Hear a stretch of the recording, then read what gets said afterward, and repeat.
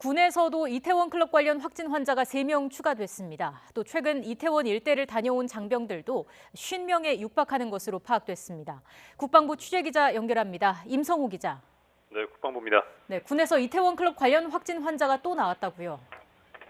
네, 국방부는 직할 부대인 사이버작전사령부 소속 부사관 3명이 코로나19 확진 환자로 추가되면서 군 누적 확진 환자가 46명이 됐다고 밝혔습니다. 이번에 추가된 환자들은 앞서 이태원 클럽을 다녀온 뒤 맨 처음 확진된 A 하사가 지난 6일에 출근했을 때 함께 식사한 이들입니다. 이로써 A 하사와 접촉했다가 확진된 인원은 5명이 됐습니다. 앞서 역시 이태원 클럽을 다녀왔다가 확진된 용인 육군부대 대위까지 포함하면 이태원 클럽 관련 국내 확진 환자는 지금까지 총 7명입니다.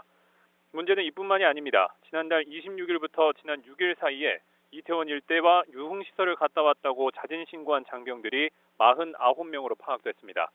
이들 가운데 32명은 입대 전에 다녀온 훈련병이고 나머지 17명 가운데 13명은 간부, 나머지 4명은 병사입니다. 군 당국은 이들을 격리 조치한 뒤 진단 검사를 진행 중입니다.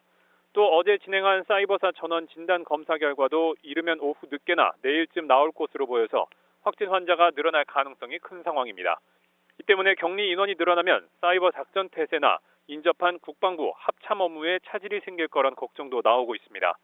이와 관련해서 국방부는 사이버 작전 대비 태세에 문제가 없게 하고 있고 또 사이버사 추가 확진 환자들이 국방부나 합참은 방문하지 않은 것으로 확인했다고 설명했습니다. 네, 이태원 클럽발 감염이 본격화하기 직전에 군이 장병들의 휴가 통제를 풀었는데 이번 일로 인해서 다시 통제를 하게 되는 거 아닙니까?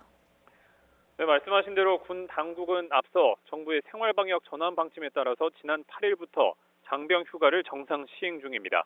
이번에 이태원 클럽발 감염이 늘고 있긴 하지만 군은 병사들 휴가를 다시 제한할 계획은 아직은 없다는 입장입니다. 다만 사이버사와 용인 육군부대 등 이른바 그 이태원 클럽발 확진 환자가 나온 부대만 병사들 휴가를 통제하고 있습니다. 군 당국은 이 확진 환자가 나온 부대는 2주간 휴가를 통제해본 뒤에 그 기한을 늘릴지 다시 한번 판단할 방침입니다. 지금까지 국방부에서 YTN 임성호입니다.